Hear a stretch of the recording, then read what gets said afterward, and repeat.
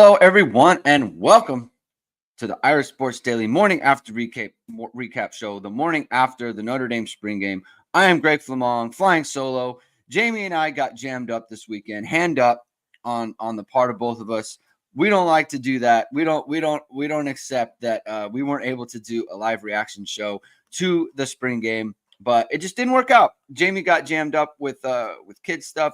Couldn't find a sitter. I had kids stuff going on all day, but we did want to do something to recap the game because this is actually a really good football game, really good scrimmage that I want to talk about because I think a lot of the time there is a scrimmage, especially at the end of spring, that isn't really a well-played football game, and this one was. I thought that was kind of one of my main takeaways. I thought the level of play was really high.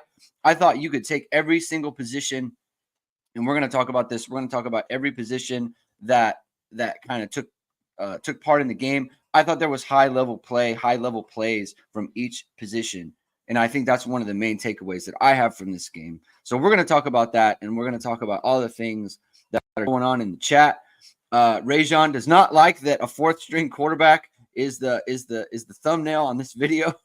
I think is making a little bit of a joke, but we're going to talk about everything the chat's going off right now. Thank you everyone for being here. Robert Hallecky is here. CFB Hertz is despondent that the blue team won. Gold is on a losing streak right now. What are they going to do? Is Dylan McCullough on the hot seat as far as being the spring game coach? We got to talk about that. So thank you everyone for tuning in. If this is your first time catching our show or first time watching Hit and Hustle on this channel, please subscribe to this channel. Please hit the like button on this video. Please hit the notification bell so you know whatever it is we are going live. Links to the podcast are in the description below if that is your preferred method of listening to this content. Notre Dame unveiled they're going to break ground on a new athletics facility, which is going to be state-of-the-art, basically replacing the Goog, right? So the Goog is going to be no more, and they're going to have state-of-the-art facility going up, and I think everyone's very excited about that. We've been talking about that a ton over the last couple of years, right? So that's going up, and that's good. You always want to freshen things up. You always want to liven things up. You always want to kind of upgrade your situation. And if you want to upgrade your clothing situation, what you can do is you can go to esqclothing.com, founded by Notre Dame alum Ge Wang. You've seen ESQ on all your favorite Notre Dame players and coaches. With over a decade of making the best custom clothing available, ESQ will help you look and feel your best in 2024. From a perfect fitting suit or sport coat, shirt or bomber jacket, or the perfect tuxedo for wedding season, check out Ge's amazing work at esqclothing.com. Book an appointment to upgrade your wardrobe today. Mention ISD and get 10% off your entire purchase. All right, everybody, let's get into it. Like I said at the top, watching the game. So the advantage of not going live right afterwards is I got to watch the game kind of a couple times now. And I think, and I said it before, my main takeaway was, man, I was like, this is a well-coached team. Like they are sharp. They are all assignment sound. Like they're all doing the things that they're supposed to be doing. A lot of the players who had plays made on them were kind of walk-ons or high reserves, right? So like Micah Bell got beat by Micah Gilbert. He's lower on the depth chart. Isaiah Dunn got beaten by Chris Mitchell. Obviously, he's a walk-on, right? So it was that sort of thing. Like the big plays came against players who aren't going to be regular players for Notre Dame. But I still thought there were high-level plays being made against and by players who we expect to contribute all the time. And we've talked a ton about the coaching staff and how, this is the best staff Notre Dame has had in a really long time. And I thought that really showed watching the game. Just the level of play that was out there. I mean, Micah Bell, who, like I just mentioned before, he is a reserve corner slot guy, has 3 pass breakups in this game, right? It's like, that's really good production. It's not like he's out there and he's not playing well. Like he's actually making plays in the game. He's doing a good job. I thought the offensive line for the fact that it was kind of thrown together, right? A bunch of guys who aren't used to playing against each other on a regular or with each other on a regular basis. The running backs, I thought, had a good game. Jeremiah Love and Javon Payne were 17 carries for 94 yards between the two of them.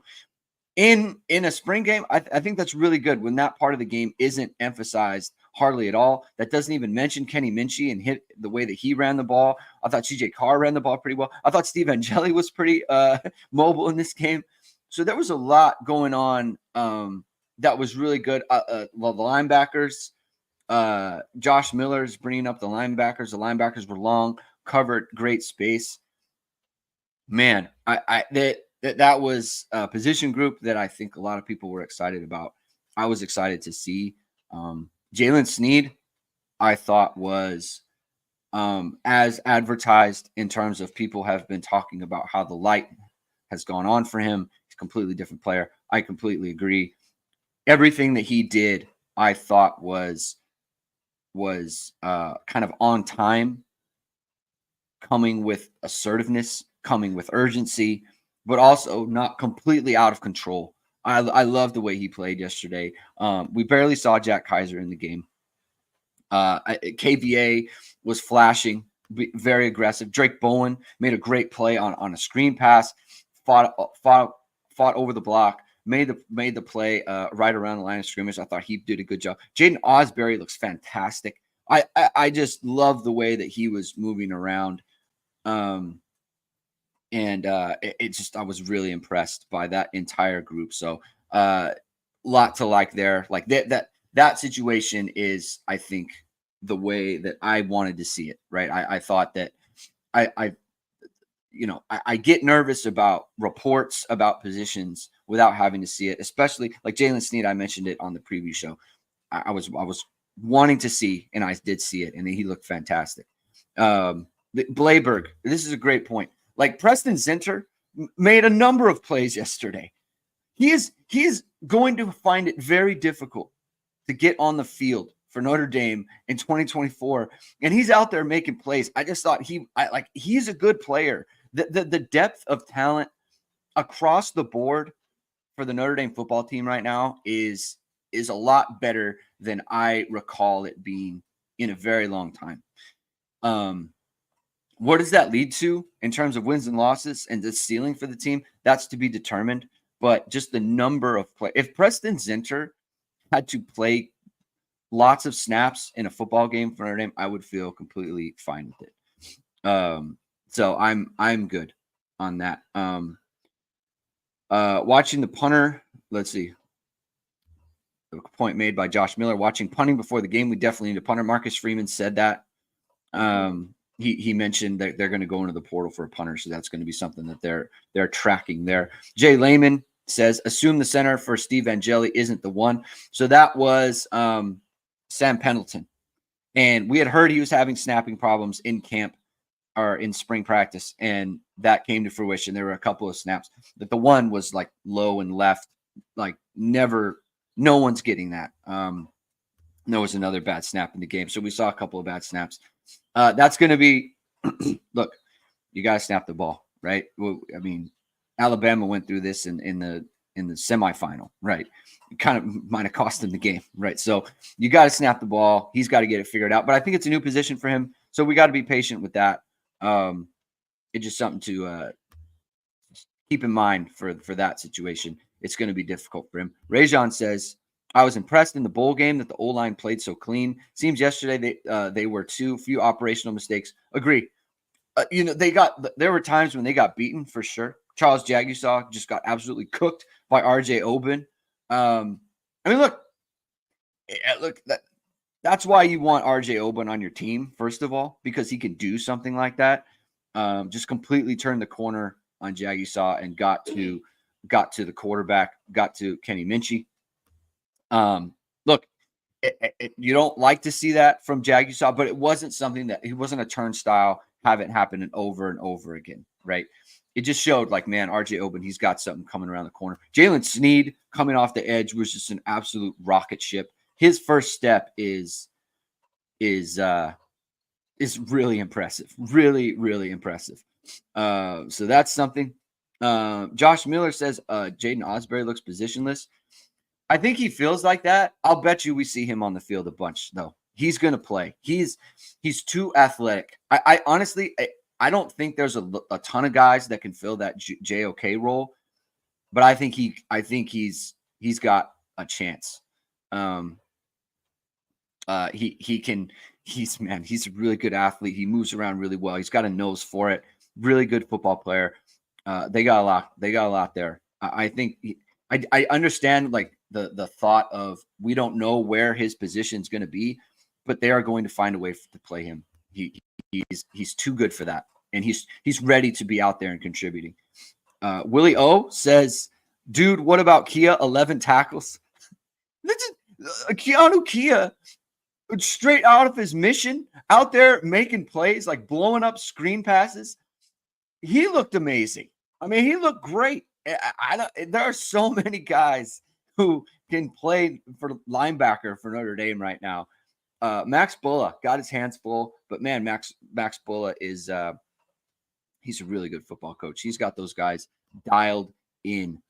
Adam Dowling, CJ Carr looks so comfortable, and a kid that just knows how to play the quarterback position. All right, let's talk about the quarterbacks right now. We need to talk about the quarterbacks. Steve Angeli. Okay. Steve Angeli played really well. Let's throw up the stats too while we're here. We'll throw up the stats while we'll talk about it. All right. So Steve Angeli in the game, 17 to 25 for 228. Didn't really put the ball at risk, too much. There was one pass play over the middle to Eli Raridan. Not a great throw, threw it in the dirt. I don't know if he got bumped or whatever it was. He kind of put on the touchdown pass, he kind of put Raridan in a bad spot. I think Adon Schuler in a game situation could have absolutely blown him up. I think he's being a little bit, kind of chill as far as I'm not going to kill my guy in a spring game, which I appreciate. Okay, so there's that. I thought Steve Angeli, he played like he did in the bowl game. He was poised. He knew where he was looking. He's hitting the check down when he's supposed to. Like a couple of times, you want to see them push it a little bit more, just for the sake of doing so. But he didn't do anything wrong. Like it's not like there's a bunch of negative grades you're going to give him. Like I thought he played a good football game. Okay, so he looked good. If Steve Angeli's got to start a game, I'm very comfortable with that. Kenny Minchey, and I'm interested to get everyone's take on this. There were a lot of like Everett Golson vibes that I got from him. Like the way that he can flick the ball, the way that he releases it, like on the first drive that he had a curl route to Micah Gilbert that Gilbert dropped in the hole.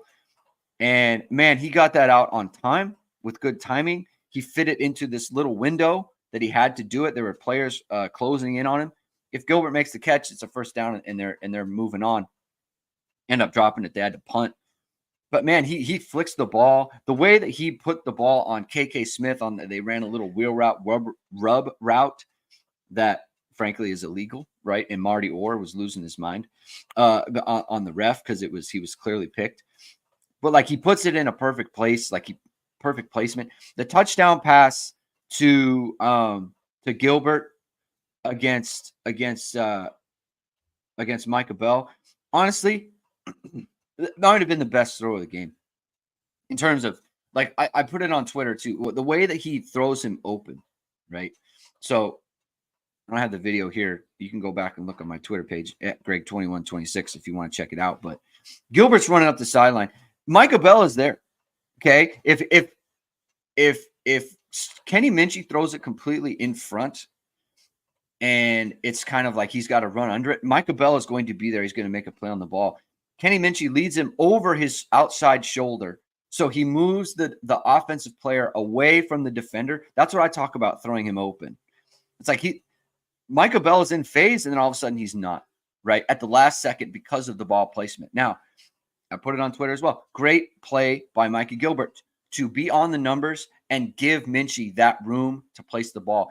If he's closer to the sideline, then Micah Bell will be there. If that ball goes over the shoulder, then he's going to be out of bounds. But he stayed on the numbers, allowed the room for Kenny Minchie to put the ball on the outside. It was a great throw. It was a great route by two guys who have not played a ton of football for Notre Dame. Micah Gilbert has been on campus for about 3 months.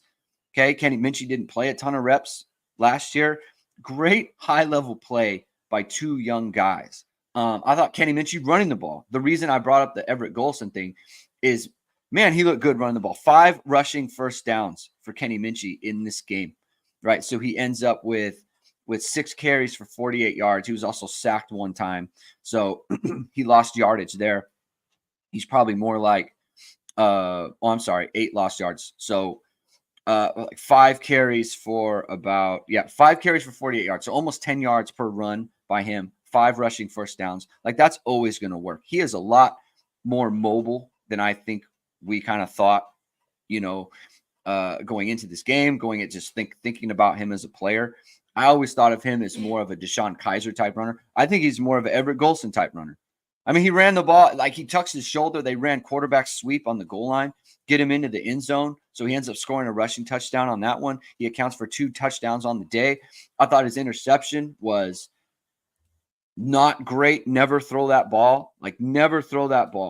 But I think he's trying to make a play, and I appreciate it. Try to make a play in the spring game. So I liked him. I thought Kenny Minchie looked good. I thought he played a great football game for the situation that he was in. I mean, his skill guys are Aeneas Williams, Micah Gilbert, and KK Smith. Aeneas Williams been on campus for 3 months. Micah Gilbert been on campus for 3 months. KK Smith redshirt, and he was out for a lot of the last fall because of his shoulder. So he hasn't played a ton of football. He's got Cooper Flammang, who is a reserve tight end. Thought he played a good game as well. So he was really up against it in terms of his skill guys. Ended up leading the offense down on 2 touchdowns against what we know is a good defense. I was impressed by Kenny Minchie. I know people would look at the stats and say, he was the least impressive quarterback. I thought he was right up there. He did some high level things, and I was really impressed with the way he played. All right, the CJ Carr situation. Listen, I don't want to freak out about this, and I went into it thinking I don't want to be overreaction guy to anything. Okay, so that's where I'm coming from on this situation with CJ Carr. I thought he was fantastic. I thought he played like a guy who's been in the program for a couple of years. I thought the throws that he was making, were like, if Sam Hartman made these throws, you'd be like, yeah, that's why you get Sam Hartman out of the portal. Like he threw a deep out. He threw a deep out to KK Smith to the field from the opposite hash, threw it over linebacker, fit it in perfect. He's on his back foot, no step, hitting Deion Colsey on an in route in front of Adon Schuler. Just fit it in there. The throw that he made to Micah Gilbert for the touchdown is in the perfect spot. Perfect touch. He's rolling out, hitting Deion Colsey on a rollout in perfect stride. He's spinning around in the pocket. Because he's live now, right? He got sacked the most, right? For sure. But the things that he was doing in this game, the way that where he was putting the ball, the command that he had in this game, it's just undeniable the way that he led that team. I mean, I don't want to overreact to stuff. I'm not overreacting. I'm just saying It was good. It was good. I'll probably show a bunch of stuff. I'll probably make some clips showing the quality of play. It's just really good. There's no other way to put it. He played great. He was fantastic in the game. He ends up let's see, what, it's 8 of 13 for the gold team for 99 yards and 1 touchdown, and 7 of 10 for 66 yards. So what is that? 99, 167. 167, 15 of 23 for 167. It's just a good job. It's a good football. He played great. So that's where it is. We made a thing. We made a little prop in the Kevin Stepherson. The Kevin Stepherson, they said he was good, and my God, he is good award. That's CJ Carr. And honestly, and the thing is, Micah Gilbert looked great. He could have won that. KVA looked great. He could have won that. Aeneas Williams looked good. He wouldn't have won it, but like the guys that were hyped up, Micah Gilbert and KVA, they both performed, and CJ Carr outperformed them. 3 guys, 3 early enrollee freshmen who were hyped up coming into the game. Micah Gilbert scores 2 touchdowns. KVA is playing with like a man possessed out there, and CJ Carr outperforms them. He was really good. He was really good, and I don't know how it's all going to work out. I don't know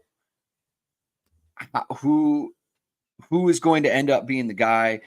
All I know is that Minchie looked good, and Carr looked great, and Angeli looked good. It's just it just is what it is, and so we're just gonna have to be ready for that. There's some questions in the chat. I'm gonna get to those. We'll talk about that. Let's see. Mitchell Vahiluk, let's see here. My favorite play was an incomplete pass. Carr recognizes cover 2 and delivers a strike to Greathouse in the hole. But KVA drop was perfect and broke up the pass. Yeah. I mean, it's just like high-level plays. These are high-level plays in the spring, and we love to see that. All right, Brian Heaney says, from what you saw yesterday, what do you think the win-loss record of the last year or two would have been with this team? I mean, if you told me, okay, I don't want to. Here's where they are better, okay, and because I'm like Riley Leonard didn't even play, right, and that's another part of this. Okay, let's bring up the stats again. Because this is another part of this, right? Riley Leonard doesn't play. Jadarian Price doesn't play. Micah Gilbert 5 for 79. KK Smith 3 for 54. Cooper Flanagan 3 for 34. Deion Colsey 4 for 58. Jack Larson 4 for 41. Jaden Greathouse 3 for 38. Chris Mitchell 2 for 69. Like Notre Dame is moving the ball with their skill players. Like Jeremiah loves catching balls out of the backfield. They're moving the ball with their skill players. You don't have Jordan Faison in this game. You don't have Jaden Thomas in this game. You don't have Bo Collins in this game. You don't have Jaden Harrison in this game. You don't have Mitchell Evans in this game. Like if Notre Dame started Jaden Thomas, Jordan Faison, and Bo Collins, you'd be like, that's a good starting 3. Those are 3. They're not even playing. Mitchell Evans, tight end 1, not playing. Notre Dame's moving the ball. Okay. That has not been like, I bet you the person who was most upset watching this was Sam Hartman. These weapons that they have. Think back. And if you're a longtime listener to Hit and Hustle, we talked about this a ton last year with the wide receivers and the passing game. Think back to this spring game yesterday. How many times did they throw to the field last year? This was a whole problem, right? It's like, oh, Tobias, like, why isn't he doing anything? They didn't get production out of the field. They put Jaden Greathouse over there. Didn't get production out of the field, even with Jaden Greathouse. They were not a field team. They were a slot team. They couldn't barely get anything out of the boundary, right? It was like they were a slot team. Every play that was made is seemingly was out of the slot, right? You get a guy in the slot, they cook from there, right? But they would never. Notre Dame's pushing the ball to the field yesterday a ton. You get Chris Mitchell on a go. You get a deep out by KK Smith. You get a wheel route to KK Smith. You get another go by Micah Gilbert.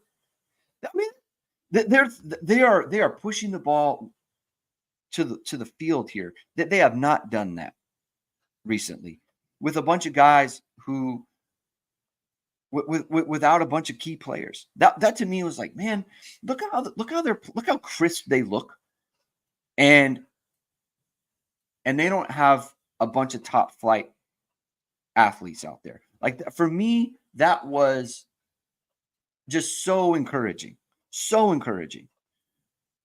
And so I and Rajon said, what when you saw that? Oh, what did you see that you thought that's Denbrock?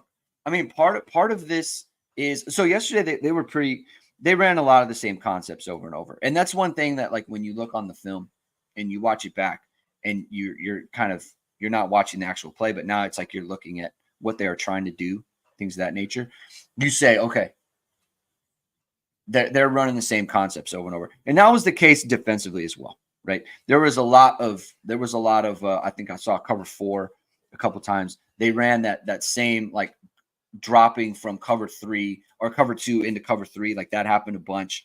So it was all very vanilla. I think the fact that just so vertical, like they were so vertical, Rajon, the way that they pushed the ball down the field, the way that they took shots. Now, a part of that is the skill guys. You have the skill guys to get deep, right? So that's one part of it. They had a couple double moves there that really worked out for them. They hit touchdowns on those. So I mean, I one thing that when I saw that's Denbrock, I thought the way that they ran the ball, I thought the way that they were running their zone read, right, where it's like the back is really attacking the line of scrimmage and the quarterback is moving forward to give it to them, like that. The way that they ran that operation was different from last year, and I thought it was really good. I mean, they had one play where it was the zone read where the tight end comes across the field and they got Jabron Payne for a 12-yard gain there. And then they ran the exact same action where the tight end comes and he's gonna seal on the defensive end. Exact same action, except Minchie pulls it and Flammang releases outside. Minchie hits him and it's a 12-yard gain for that too. Right. So it's just like that sort of thing. I saw a lot of more RPO actions off of their running plays, right? Which I don't want to make a big deal out of that because we saw a lot of RPO stuff in the spring last year. But that's all kind of not surprising. Ton of crossers with wheel routes. The touchdown, like the one that I put on when Kenny Minchie hit Micah Gilbert against Micah Bell, they had a wheel route on the other side of the field with Kobe, the defensive end, the walk-on defensive end. I don't want to butcher his last name, but they had him covering a wheel route against Aeneas Williams, where if it wasn't open, I mean, Kenny Minchie had to get rid of it because Drake Bowen was going to hit him in the face. But if it wasn't open, you still have a wheel route with a running back going against a defensive end that's going to be open down the left sideline. Like stuff like that. Like that's kind of where you say, okay, like Notre Dame's threatening in this situation. Let's move on to the running backs a little bit. I thought obviously Jeremiah Love looked really good. He looked really good in this game. Jadarian Price doesn't play. Jabron Payne to me was a revelation in his quickness through the hole, his explosiveness. Jamie Uwayama, Mr. University himself, he tweeted out that Dylan McCullough said that Jabron Payne added 5 inches to his vertical. Basically, he's a much more explosive player than he's been. I thought that absolutely showed. I hadn't seen the tweet, and watching the game, you see Jabron Payne, like the way that he's moving around. Man, you think, wow, like he's got a little bit more burst, or at least it seems that way. And then he did have more burst getting through the hole and breaking tackles that way. I thought he was much more viable. as a big play guy, as a guy, it's like you want him in space. So I thought he's really added to his game. And as he's kind of gotten away from his knee injuries, I think that's been a big benefit to him because he looked good. So it's going to be really hard. I kind of thought Ge Wang, who didn't play, he's had a hamstring problem. I thought, with Aeneas Williams and Kedron Young, it's just like they have a real chance to supplant Jabron Payne. I don't know that that's true anymore. It's going to be really hard to get him off the field now because he's played real snaps, and now he looks a lot better. He looks a lot more explosive. So that was another position that I thought like this looked really good in the game. The tight ends, obviously Eli Raridan played in the game, looked good. Not much to say there. I thought Cooper Flanagan looked good. I like Cooper Flanagan as a player. Jack Larson looked good. He had a nice catch and run there. So I thought the tight ends looked good in the game. I obviously Mitchell Evans is coming back, and he's an NFL caliber tight end, so that position should be in a good place moving forward. Offensive line, I do want to wait. I would say we got to wait till we talk to Jamie about this because he's more of an interior guy. What I will say is, again, I thought they ran the ball. I thought they ran the ball really well for the fact that it was a spring game. I saw some really good stuff. I saw some really good stuff from Rocco Spindler in this game. I thought Spindler looked good. I thought Jagusaw looked good. I thought they moved the pile. Right, there's not a lot of like just completely getting whooped. We saw some whoopings in pass protection. Right, some really bad whoopings in pass protection. That's got to get cleaned up. Okay. Not all of it by frontline guys. Okay, so that's notable. But that's got to get cleaned up. But I do think that that is the one thing where it wasn't bad. It wasn't bad, but you just want it to be a higher level. You want a higher level of play from your offensive line. That is the one thing. But Notre Dame, like they still move the ball. I think they have so many weapons. I think, and Mike Denbrock, here's the thing. Mike Denbrock, this is not his first day. This is not his first day. He is not a rookie. He knows how to build an offense with the guys that they have and getting those skill position guys opportunities, even with the offensive line, isn't as good as he would like it to be. He's a good coach. Rajon says Sullivan Absher is coming along. I agree. I thought Sullivan Absher looked good in the game. I did. He had some tough moments, but I thought he had enough. There were enough good moments for him where you say that's a football player, and there's going to be that's going to be something. Adam Dowling says wide receiver in the passing game have been what's holding Notre Dame back. I agree. I also think that the development in the coaching there has been holding them back as well. Just the emphasis on it. I just think it's been a lot different, and the emphasis on the passing game, the emphasis on the coaching. I think that's a good deal.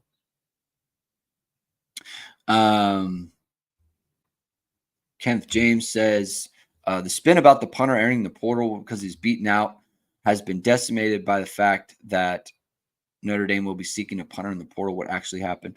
I don't know there. I think he didn't look. I think he might have been told, like, we are going to look in the portal. That's possible that he was told, because the two things don't have to be. It's like maybe they said we got to look for someone because you're too inconsistent here, right? Like maybe that was the thing. It's like not necessarily you're losing your job to someone who's currently on the roster. You're gonna lose your job to someone who we're looking to pick up. That might have been the case there. So, but we're monitoring. We'll check out with the reporting on that, and we'll get back to you. So you're gonna want to check out our Hit and Hustle show that's coming on Tuesday and Thursday. We're always coming out, and the next one's gonna be real good because we're gonna have Jamie on, and Jamie can talk about it. He hasn't spoken about it. He's written about it on irishsportsdaily.com. You're going to want to check that out. All right, moving through positions. Let's go to defensive line. You know what? No, but before we do that, let's pay some bills. Because we got to highlight the people that support our show and bring this show to you, right, and make it look as good as it looks. And if you want your show to look good, and if you want your website to look good or your social media page to look good, then you want to go to vsrmediacompany.com, which is founded by Notre Dame football pregame host and Emmy award-winning anchor Vahid Sadrazadeh. VSR Media provides professional and cinematic video and photo. Whether you're looking for a collegiate or pro-level highlight reel, have a personal story to tell, or are aiming to diversify and grow your business, VSR Media specializes in short and long-form video storytelling, social media management, and website design. VSR Media also captures professional headshots, senior, and sports photos. Contact them at vsrmediacompany.com. Mention Irish Sports Daily to receive 20% off your first project. Visit them online or give them a call at 574-800-9106. All right, defensive line. We'll make the transition. Just up front, Howard Cross, Riley Mills. Didn't show a ton. Don't need them to show a ton. We know they're good players. RJ Oben, some flashy stuff. Some really flashy things, and when you bring a guy in the portal and you want to see that, right? You want to see he can get around the corner. He can get around the corner and cause big problems. And we saw that a couple of times in this game. Boubacar Traore, again, same thing, right? Getting around the corner, showing burst, showing bend, showing elasticity, right? Thought he looked good. He looked good. So I liked Boubacar there. Josh Burnham made a couple of plays on the screen game and the run game. He looked good in this game. We saw some good stuff. Jason Anye was an absolute monster inside. Just a beast. Look, this is another one. I don't want to make too much of it. You know what? We had an award. The Charles Stafford. Maybe we need to rethink his career award. This goes to Jason Anye, because you start to think, man, what could happen here? Because he looked good last year. He didn't look like this. He did not look like this at all.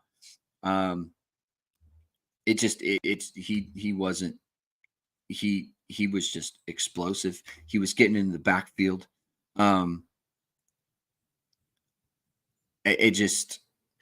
He looked great. You look exactly like you want a guy like him to look. Sean Civillano, that's a big person. That is a big human being getting upfield, making plays, like making the sack. I don't want to. Again, I don't want to freak out because it's against. I think it was against Pendleton, who that was. So I don't want to. Or maybe it wasn't Pendleton. I don't want to put it on him, but it was a good play. It was a reserve, but so what? Like, it looked good. So he looked great in there. Jalen Sneed off the edge, like I talked about it before. Like, that is a real weapon for Notre Dame. He can really get up and make plays there. So I thought the D line was. I thought the D line looked good. The linebackers, we've talked about them. What an exciting group! An exciting group to follow, to track. I just, like, we've talked about it before. Like, when you have players the caliber of Preston Zinter and Kahanukia, and we're not sure where they're going to play, how they're going to play, how they're going to get in the game. Even the same thing with Jaden Osbury. Like, how are they going to play him? But they're going to find a way to play him, right? But there's just a ton of guys who are ready to play. And the athleticism, that's the thing. They're such good athletes, man. Like, these guys can run, they can hit. They are good athletic football players, right? All former offensive guys, right? And so that's, you know what, Michael? I said the linebacker room is loaded. Someone yelled at me. I got yelled at for that because they're all improving. I'm sorry. I'm saying it. They're loaded. It's a loaded room. You got Preston Zinter sitting there, doesn't know when he's going to play. Kahanukia making plays. The room is loaded. They have a ton of talent in there, and I'm just very, very impressed. Bryce Young made some plays. He's a long guy. Sergio, thank you for bringing that up. Going back to the defensive line, Bryce Young will get drafted ahead of KVA, Carr, Gilbert Williams. I mean, maybe not Carr. Just I know what you're talking about from a positional value thing. If Carr is the truth, then maybe Carr will go ahead of him. But it's good. It's good. I mean, it's a very good situation. But by the way, this okay. This is when I want to talk about recruiting and recruiting rankings and Marcus Freeman. Is he recruiting well enough? You know, because we talk about the 25 guys and how they're not highly rated. Devin Houston did some stuff yesterday. Good point, Rajon. Thank you. That are not highly rated. Cole Mullins is playing inside, making an impact. Okay, making an impact, doing quality things, right? And you think about him, he was one of the lowest rated players in the class. And he got hurt last year. Couldn't really show anything, didn't play. And now he's on Notre Dame's roster, playing D tackle now. He's playing 3 tech. He was brought in as an end. And now he's doing stuff. He's doing stuff in practice. He's doing stuff in scrimmage type situations. This is your lowest rated recruit. It doesn't matter what his star rating is anymore. Does it? It does not matter what Micah Gilbert's star rating is anymore. He was a low 4. He was a low 4 guy. Look at him. Does he look like a low 4 guy? Not really, right? Like, so when we evaluate like how he's recruiting, look at this roster. Look at the roster and the guys that he has brought in to play. Luke Talich he's a walk-on. Look at him making plays. Adon Schuler making plays. I mean, it's just like that's the point is the excitement that we feel about the way that this roster is put together right now is because of the identification by Marcus Freeman and the way that they have developed those guys.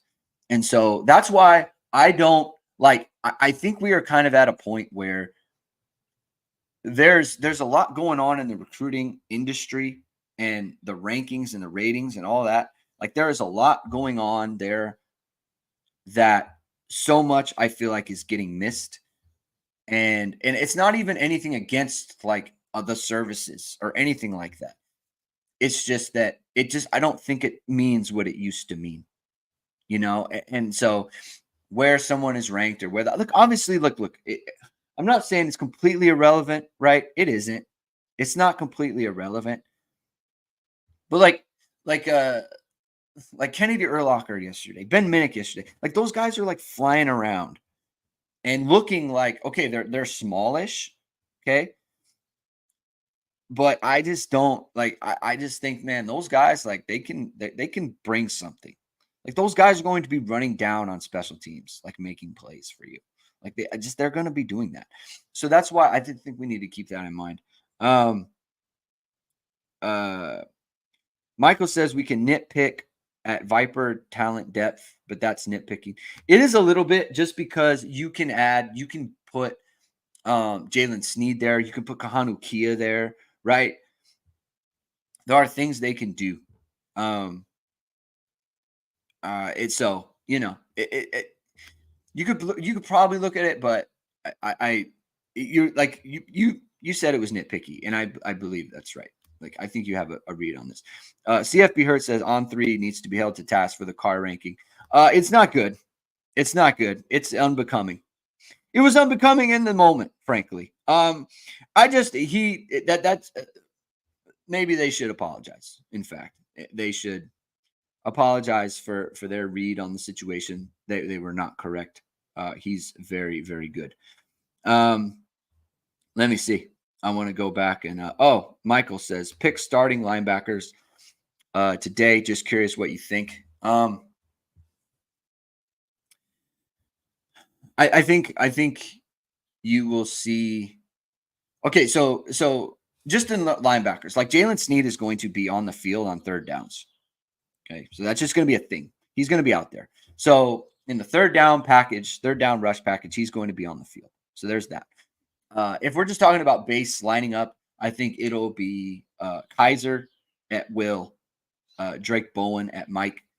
I think Jaden Osbury is another one. He's going to have some sort of carved out role where he is going to be involved in the game plan every single week. I bet you he gets 20 to 25 snaps almost on a weekly basis. It's my guess. I think so. There's that. I think when they go, they'll make a change. They'll go KVA, Mike, Sneed, Will. There's going to be a ton of rotation at linebacker. They're going to be interchangeable. And honestly, we're not really going to think anything of it. There's just no way that they can they can get away with not playing these guys. They have to play them. They just do. So there's going to be a ton of guys getting on the field at linebacker, and that's good. That's a good situation. Keep guys fresh. Wide receiver, Robert Halleck, he says possibly wide receiver. There's going to be a ton of rotation there as well. There's just impossible. Deion Colsey's where does he fit? Where does Bo Collins fit? Like there is no wide receiver on the roster who is going to do big numbers. It's just not possible. They are not going to be on the field enough. No one is going to be on the field enough.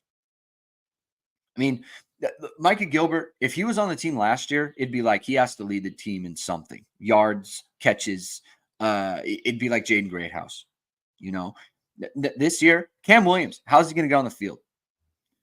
How does Micah Gilbert get on the field? Who's he play over? Does he play over Chris Mitchell? You could put Jordan Faison onto the field. Jaden Thomas can play slot. Jaden Greathouse can play slot. Jaden Harrison can play slot.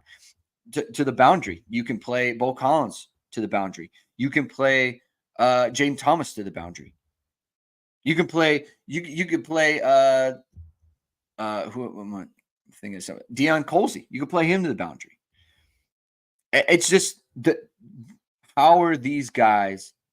And then you're going to have Jeremiah Love doing some stuff too. It's just that there's no way you're going to get a ton of numbers from wide receivers. It's completely flipped. It's completely flipped. When you're talking, 10 guys? I mean, they said 6. I mean, you at least have 7 or 8. KK Smith, look at him in this game. How's he going to get on the field? You know, my thing is like you do what you want is, you know, because look, after next year, you're going to have Bo Collins out of the program. You're going to have Chris Mitchell out of the program. Right. I mean, I don't want to speculate, but there's going to be other guys in the program. You want to make sure Micah Gilbert, Greathouse, right? Greathouse doesn't go anywhere. Micah Gilbert, Greathouse, Cam Williams, Faison.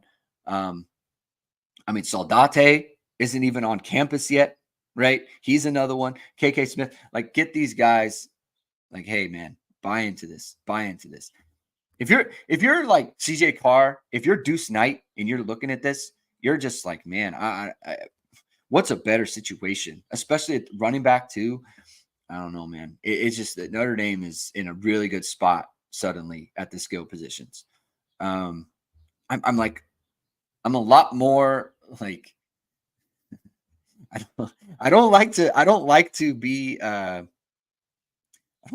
all like it's going to be great, everything's awesome, but it is what it is. When you watch them play, and they're doing stuff.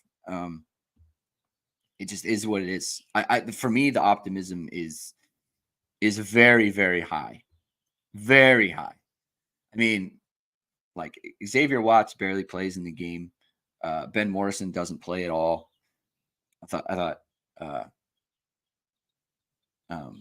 Christian Gray looked really good. I think like physically he looks really good. He got beat on some plays, but he's like right there. Jaden Mickey played a good game. You know what? I thought Chance Tucker played a good game. I think Chance Tucker was good. Micah Bell, listen, he hasn't played a ton of football. He got caught up in some stuff, right? He got beat, but he also made some plays. Like, show me you could be a playmaker, right? That's another thing. Rod Hurd isn't playing yet. Okay. Luke Talich made plays. Adon Schuler has been making plays. there's a lot going on for Notre Dame right now. I mean, you got your freshmen coming in, Leonard Moore, Carson Hobbs. What are they going to bring? This there's a lot going on for Notre Dame. Ryan says, who's on the headset on defense?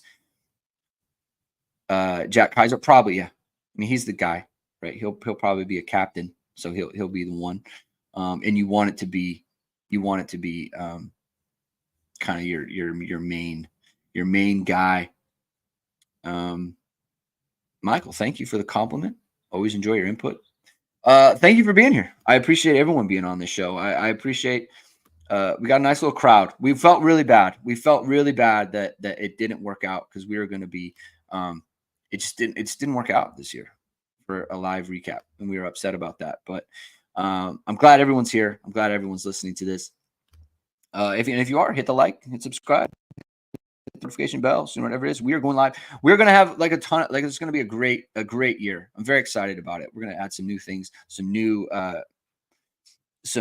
features to this show. It's gonna be really good. We're really excited, and we're working really hard. So, thank you everyone for being here. Rajon says, when I tell my friends how good I think Notre Dame will be this year, I get a yeah, sure from them. This year, I really mean it. Yeah, I mean, look, this is all like Notre Dame has really good ingredients right now. You got to make a good meal, though, right? You have good ingredients. You got to put it all together. And but the thing is that you trust in Al Golden, right? You trust in Mike Denbrock. Like you give Mike Denbrock good ingredients, you feel like he's going to come up with something, right? You give Al Golden good ingredients, you feel like he's going to come up with. He's already come up with something, right? So I think that's important. To consider like those guys. I just think like Dylan McCullough, he's just a good running back coach. He does a good job with these guys. He really does. I liked what I saw from wide receivers yesterday. I mean, Mikey Gilbert's he's running routes like precisely the way that you're supposed to. I mean, look good. Like KK Smith looked good. Like Mike Brown's done a good job with this group. Obviously, we know Mike Mickens can do it. And so it kind of remains to be seen on safeties. But I think that, with Al Golden helping out there, I think that's key. We like Al Washington. I think Max Bull, I said it on the preview show, I think Max Bull is an absolute star in the profession. Notre Dame needs to keep him around. Find a way to keep him around. He is a star in the profession, just period. I think he's great. Marty Biaggi, good special teams.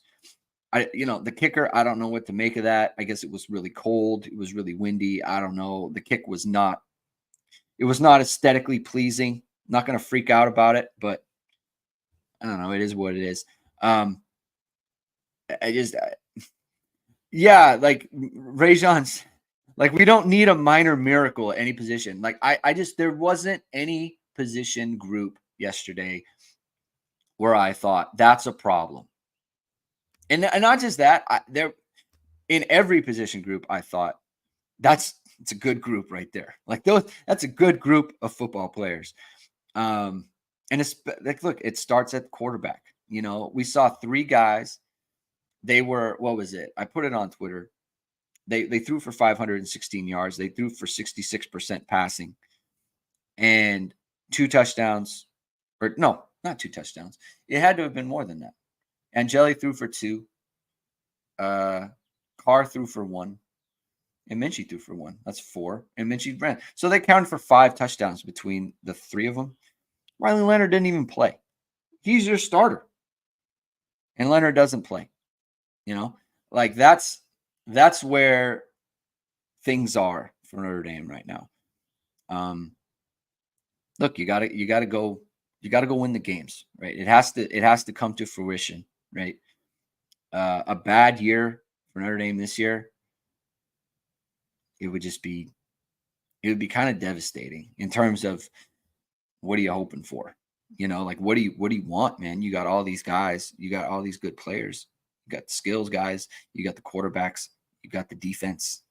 You're fielding a top whatever defense. You're going to field a top 10 defense with this skill position situation and Mike Denbrock. You got to be a really good team. You got to be a really good team. You got to go beat the doors off of Texas A&M. You just do, right? But look, that's a long time coming. The fact of the matter is that they had a scrimmage yesterday. I think we were all excited. Michael, ask it again. What? Let me. I missed it. Ask the question again about or repost it. I missed the quarterback question. So I'll repost it. It's probably far up, and I can't search for it. So repost it, and I'll answer that. But it has to come to fruition, right? There's a lot of time about from now until then. Let's see if anyone enters the portal. That's looming, right? Spring is over. Guys know. Let's see if anyone enters the portal. That's going to be a big loss for Notre Dame. Not that we're expecting that, but it's something could happen. Could someone enter the program? I think in terms of portal stuff, they could target a tackle. I think they could. It's just hard to envision someone being obviously better than Jagusaw and or Baker. Obviously better, right? It's just that's hard. That's hard to come by. It's just hard to get those guys, and it's hard for those guys to get them to for them to want to leave their situation to come to your situation when you don't have a spring, you don't have any of that stuff coming in as kind of a, I don't want to say a stranger, but it just coming in as sight unseen, I guess, in terms of the overall roster. So that's difficult. Let's see if Michael's got to his. Oh, okay. Michael says, I assume this would be the question. Who do you think will be the quarterback to transfer, if any do? I like Angeli, but he's more of a game manager quarterback, in my opinion. Kenny, CJ are difference makers. Thanks. I don't know. I don't know how these, like, truly. I don't know how these guys think about things. I don't know how the staff thinks about things. And so what I will say is it would be smart, in my opinion, if they waited until Leonard left and then you fight it out in the spring of 2025 could be like a soup. They're not going to bring in anybody. That there is no way Notre Dame is into the portal in 2025. None percent chance. None. The only way I guess it's possible is if like Minchie and Angeli left after like tomorrow, So, but I don't think that's going to happen. And if it does, then maybe they go into the portal. But even then, I don't know why you would, because you would have Leonard, you would have, let's say, Carr, and then you would have Deuce coming in. I just don't think you would do that. I just don't. They won't. They might bring in a portal guy as like, you're definitely going to be a backup. That might be the case.